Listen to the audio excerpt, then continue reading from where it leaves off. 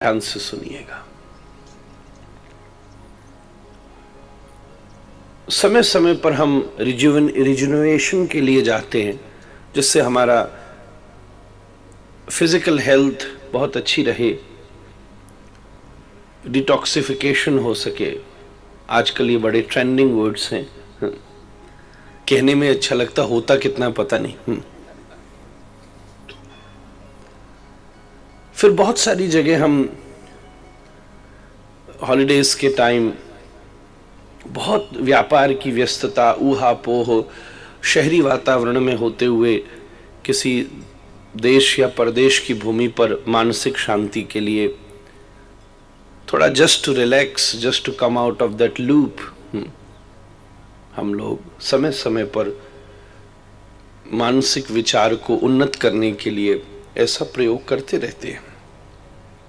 फिर समय समय पर अपने आप को अपग्रेड एंड अपडेट करने के लिए, अपनी इंफॉर्मेशन और अपने इंटेलेक्ट को एम्पावर करने के लिए अपने आप को इन्वेस्ट करते हैं, अपने समय को। और ये तीनों चीजें हमारे भीतर जितनी ठीक रहती हैं, जीवन में उतनी ही उन्नति और जीवन में उतनी ही समाधान की प्राप्ति होती है।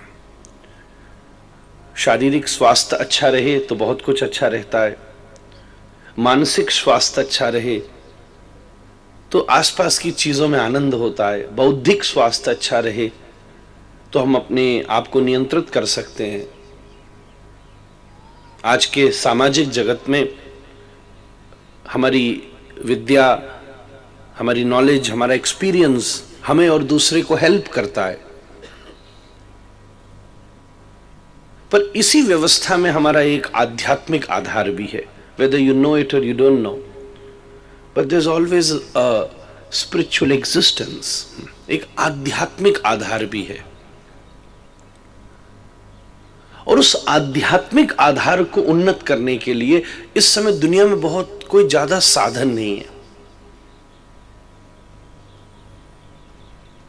बहुत ज्यादा साधन नहीं है।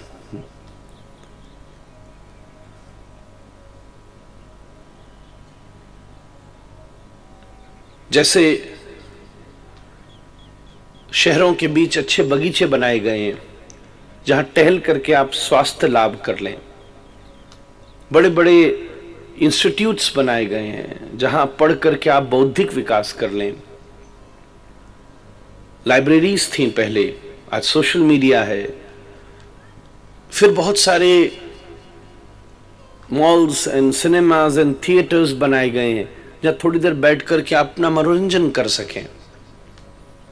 उसी प्रकार से समाज ने आश्रमों का, मठों का, मंदिरों का, धार्मिक समायोजन की व्यवस्था भी हमारे पूर्वजों ने की है, जिससे इन तीनों व्यवस्थाओं के साथ साथ हम अपने अध्यात्म की भी अनुभूति कर सकें। जो कोर ऑफ आवर एग्जिस्टेंस है, हमारे अस्तित्व का पूर्ण आधार है, पूर्ण आधार है।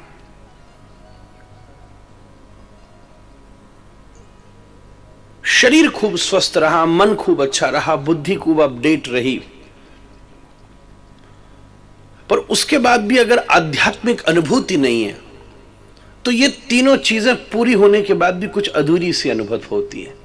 और पूरा यूरोप, पूरा अमेरिका इस बात का प्रमाण दे रहा है। थोड़े दिनों पहले कुंभ में आप देखिए, परदेश के बड़े सफल से सफल व्यक्ति उस आध्यात्मिक चेतना के लिए उपस्थित हो रहे थे। दुनिया की एक सफलतम कंपनी एप्पल की ओनर की पत्नी बहुत दिन तक कुंभ में रहती है। ये तो एक वन ऑफ द एग्जाम्पल है। ऐसे कितने लोग हैं जिनके पास किसी संसाधन की कमी नहीं है। ऐसे लोग भी भारत की तरफ दृष्टि करते हैं जब आध्यात्मिक अनुभूति की बात होती है। वो जो स्पिरिचुअल एक्सपीरियंस है, वो जो आध्यात्मिक अनुभव है, और फिर एक्सपीरियंस के बाद जो उसकी एम्पावरमेंट है, ये कथा इस बार आपने जीवन में 7 दिन उसके लिए दिए हैं। कहीं कहीं आप अपने व्यापार को अपग्रेड करने के लिए समय को इन्वेस्ट करते हैं, अपने बौद्धिक विकास के लिए करते हैं, कहीं अपने मानसिक स्वास्थ्य के लिए करते हैं, कहीं अपने शारीरिक स्वास्थ्य के लिए करते हैं। मैं आपसे निवेदन करूंगा, इस बार जो 7 दिन आप लगा रहे हैं ये अपने आत्मिक विकास के लिए कर रहे हैं, आत्मिक विकास के लिए। इसलिए यहां कुछ चीजें ऐसी होंगी कि थोड़ा थोड़ा आपका मन लगेगा, फिर कुछ चीजें ऐसी होंगी जहां केवल आपका रहना जरूरी है, ज्यादा कोई आवश्यकता नहीं है। कोई चीजें ऐसी होंगी जहां आपके शरीर से आपके मन तक की भी आवश्यकता पड़ेगी। फिर कुछ बातें ऐसी भी हो सकती हैं जहां मन को भी थोड़ी उलझन होने लगे, तब आपको बुद्धि लगानी पड़ेगी। फिर कुछ विषय ऐसे भी होंगे, कोई ना कोई एक बिंदु तो ऐसा आई गई, शारीरिक, मानसिक और बौद्धिक स्तर के परिवेश को लांघती हुई जो हमारी वास्तविक आध्यात्मिक अनुभूति है, हम उसका भी अनुभव यहां कर सकेंगे। इसलिए ये 7 दिन एक हम स्पिरिचुअल रिट्रीट में हैं, जहां सबसे पहले अपने अध्यात्म का अनुभव करेंगे और फिर उसको विकसित करने का विकास करेंगे। और जिस दिन वो विकसित होना शुरू होगा, जीवन में एक स्टेबल सेटिस्फैक्शन मिलेगा। आज के टाइम पर संतुष्टि ऐसा नहीं है कि प्राप्त नहीं होती, पर वो स्टेबल नहीं रहती। एक सीमा तक रहती है, फिर उसके बाद फिर से उसमें कोई नई जिज्ञासा जागृत हो जाती है। ऐसा है तो बहुत अच्छी बात है, मैं संतुष्ट हूं, और फिर ऐसा नहीं है तो मैं संतुष्ट नहीं हूं। ये जो ऊहापोह है, ये जीवन को एक ही लूप में घुमा कर रखता है, उससे विकसित नहीं कर पाता। पर जब जीवन में आध्यात्मिक अनुभव हो जाता है, तब मैं ये नहीं कह रहा कि छोड़ छाड़ के आप चले जाओगे, यहीं वृंदावनी दौड़ाओगे, ना ना ना, उससे उसका कोई मतलब नहीं है। हम असंतुष्ट होकर जब कोई कार्य करते हैं ना, तो उसमें कहीं ना कहीं कोई ना कोई भूल हो सकती है। जैसे आपको बहुत भूख लगी हो, तब आप भोजन का स्वाद नहीं ले सकते, तब जो आपको आनंद होता है वो भूख के समाप्त होने का आनंद होता है। किसी से कहा जाए कि ये जो मैंने पकवान बनाया है ये बहुत स्वादिष्ट है, बताओ तो सही इसमें कितना स्वाद है। साइकोलॉजिस्ट ने ये बात कही है, किसी को फूड टेस्ट कराना हो तो वो भूखा आदमी नहीं कर सकता। अत्यंत भूखा व्यक्ति स्वाद के ऊपर आनंद नहीं लेता, जो उसकी क्षुधा निवृत्ति होती है उसमें उसको सुख मिलता है। हमारे व्रज की कहावत है ना, भूख में तो किवाड़ भी पापड़ हो जाते। इतना भूखा व्यक्ति तो कुछ पुराना भी खाएगा तो उसे बड़ा स्वाद आएगा। पर जिसका उदर भरा हो, जिसकी अब क्षुधा जिसमें नहीं हो, जब क्षुधा नहीं है उस समय वस्तु का स्वाद सुख दे सकता है। तो जीवन में एक सकारात्मक निर्णय भी संतुष्टि से ही संभव हो सकता है। और ये विशुद्ध आत्मिक संतुष्टि अगर जीवन में मिल सकेगी, तो मैं आपसे निवेदन करूंगा जिस दिन अध्यात्म का अनुभव होगा उससे मिल सकेगी। Because that is the only one thing which is stable in everything unstable. शरीर हर 7 वर्ष में बदल रहा है। ये मेरी बात नहीं है, ये वैज्ञानिकों की बात है। न्यूरोसाइंस इस बात को प्रूफ कर चुकी है। हर 7 साल में अपनी एक फोटो कीजिए और अपने घर में लगाइए, और 50 साल बाद एनालिसिस करके देखिएगा, आप अंदाजा भी नहीं लगा सकते कि पहली फोटो और छठी फोटो एक ही व्यक्ति की है। हर 7 वर्ष में शरीर बदल जाता है।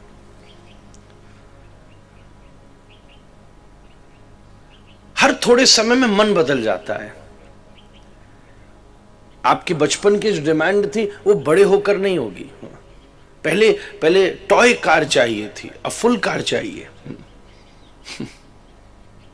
दोनों में डिफरेंस हो गया, क्योंकि मन ने अंतर कर लिया, उसकी इच्छाओं ने, उसके अनुभव ने अंतर कर लिया। एक छोटा बच्चा अगर टॉफी खाने के लिए मांगे, वो लॉलीपॉप, तो बड़ा अच्छा लगता है। अब 55-60 वर्ष का कोई बाबूजी बोले कि एक जरा देना, मुझे खाना है, तो हम लोग भी कहेंगे आप थोड़ी देर 1-2 दिन रेस्ट करके आइएगा कथा में। Though there is no harm, he can have it whatever he want to, but unusual है, at least unusual है। हर समय समय पर बुद्धि का स्वरूप बदलता है। युवा की बुद्धि में अनुभव कम होता है, ज्ञान और जोश खूब होता है। धीरे धीरे धीरे धीरे जैसे जैसे शरीर बूढ़ा होता जाता है तो जोश कम होता जाता है, अनुभव बढ़ता जाता है।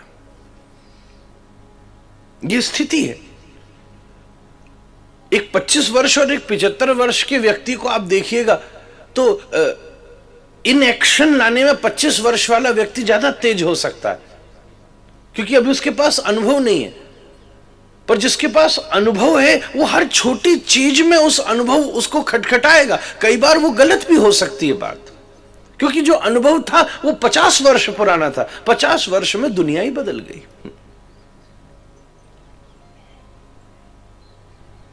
हर व्यवस्था परिवर्तनशील है, आपके संबंध का स्टेटस भी परिवर्तनशील है। आज से 40 वर्ष पहले आप You were just merely a daughter and a son. फिर 5-7 वर्ष आगे निकले, then you became wife or a husband. फिर और थोड़े समय बाद निकला, फिर माता पिता हो गए, फिर दादा स्टेटस चेंज हो गया। रिलेशनशिप का आध्यात्मिक स्वरूप है। अगर आप जानते हैं तो, और नहीं जानते तो आई होप 7 दिन में जान जाए। वो एक ऐसी वस्तु है। ये टेंट लगा है ना, फैब्रिक इसका बदलता होगा, कपड़ा बदलता होगा, पर जो इसके अंदर स्ट्रक्चर है ना वो सेम रहेगा। वेन्यू भी बदल सकता है, स्ट्रक्चर सेम रहेगा।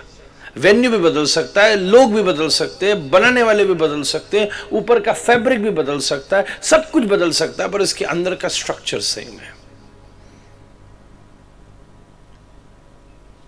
हमारे भीतर का ये जो आध्यात्मिक स्वरूप है ये सतत अपरिवर्तनीय है। ये एक ऐसी वस्तु है जो चाहे बालक हो, चाहे युवा हो, चाहे वृद्ध हो, चाहे स्त्री हो, चाहे पुरुष हो, चाहे बहुत अनुभवी हो या अनुभव शून्य हो, कोई भी हो, बिल्कुल बराबर है।